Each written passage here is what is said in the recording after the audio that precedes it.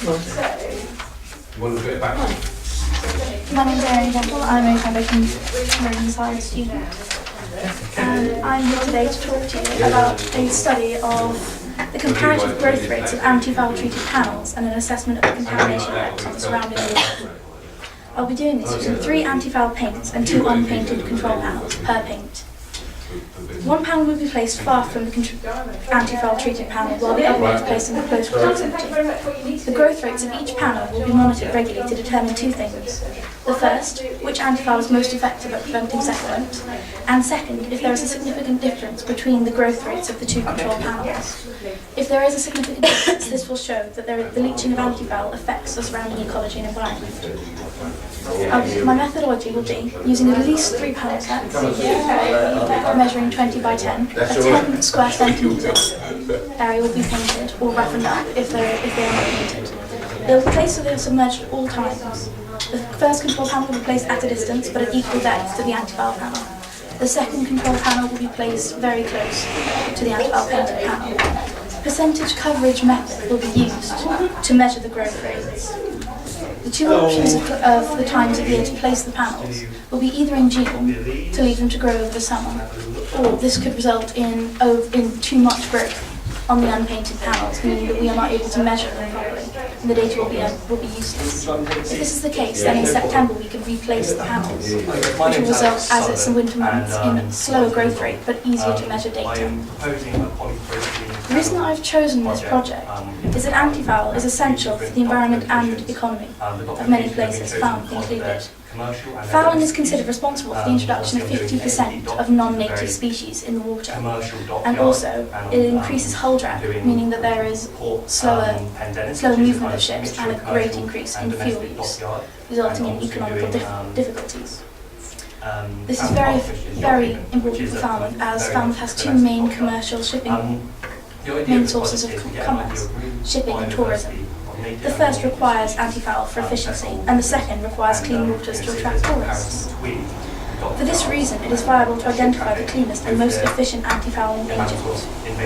I find this important financially and environmentally to identify the most efficient anti-foul method and to identify environmental risks, perhaps investigating alternate anti-fouling. Are you working with Jeff on this one? We are working with the same anti-fouling treatments, but I believe he's looking more at species. It would be good to start looking at products together and start an investigation into whether they're copper-based, whether they're metal-based, whether they're silicon-based, what type of products are out there, and get a really good idea.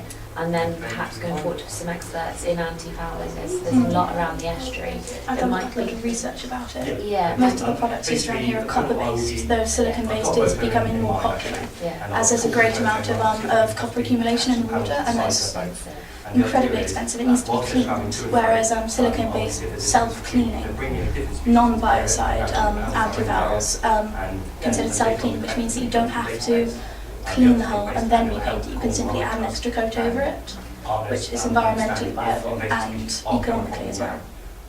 Where are you going to put? It doesn't say where you're going to put your strip, your square. Where are you? That's because I have a meeting with the Falmouth Harbour Commissioners on Friday to discuss where I'm able to put them. I didn't put it down because it wasn't confirmed yet. Are you aiming for pontoony type things or boaty type things?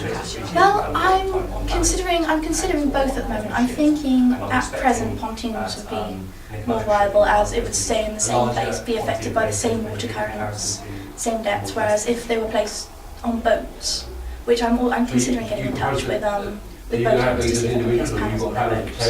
But then there's a risk that the 2 data sets would be so different, they won't be effective.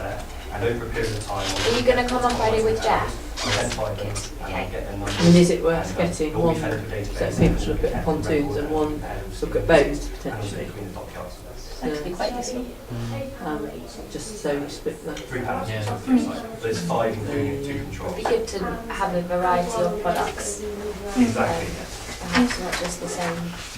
If you're looking at the leaching of the chemicals into the water, is it worth considering having some that are set up at exactly the same time in the lab? They won't obviously get the growth, but you could look at measuring the water, the effects in the water. I was actually considering that. I've already been to speak to Luke, who does a lot of the technicalities for us, and he says that there is a tank that I could use, and a photospectrometer would be the most effective tool to measure it.